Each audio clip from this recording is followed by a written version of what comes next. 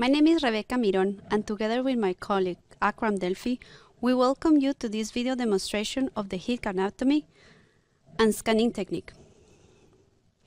The hip is wrapped by powerful muscles and important neuromuscular structures. Here, they have been subdivided in anterior, medial, lateral, and posterior. So let's now start reviewing the osteoarticular anatomy. The hip bones give rise to many muscular attachments. Cranial to the acetabulum, the ilium has two prominent projections on its anterior margin, the anterior superior iliac slide, which may be visible through the skin of slender subjects, and the anterior inferior iliac spine. Then, the proximal femur has two prominent apophyses, the greater trochanter, with its three fat sets, anterior, lateral, and posterior superior, and the lesser trochanter. And lastly, the two ramus of the pubis, the superior rami and the inferior rami. On the posterior aspect, there is first the posterior superior iliac spine and the ischial tuberosity. Posterior hip, the position of the patient is in prone position with the feet hanging on the edge of the examination table. As we can see here, this transverse scan,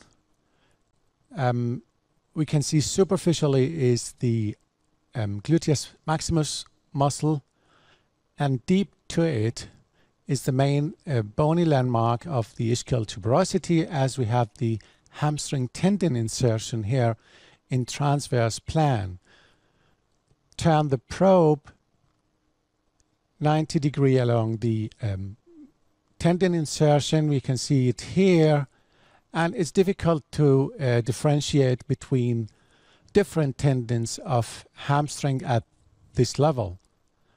Laterally to the ischial tuberosity, we can appreciate the sciatic nerve with the hyperechoic vascular texture, and there's an artery as well. It's just medially to it. Probably it's the inferior gluteal artery. Continue downwards to see the hamstring tendon. As we can see here, this is the sagittal-oriented conjoint tendon, and medial to it is the semitendinosus muscle, which is arise from the medial edge of conjoint tendon.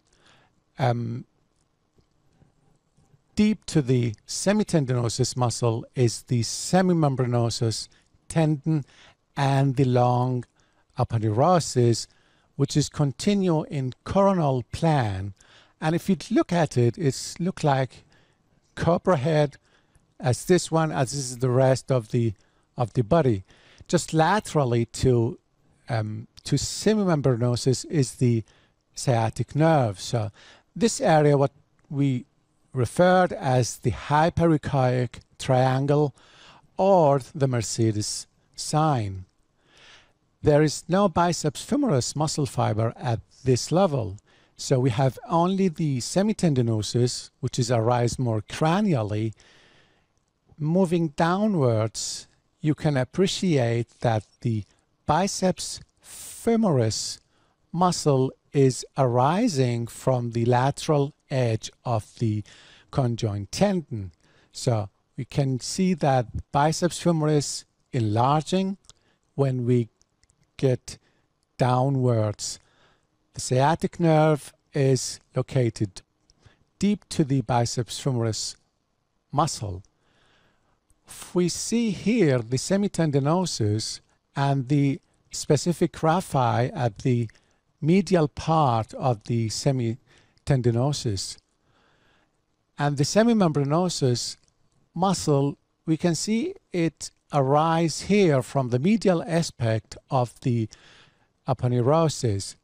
As we see here the semimembranosus muscle, the semitendinosus muscle, and the conjoint tendon and the biceps femoris laterally.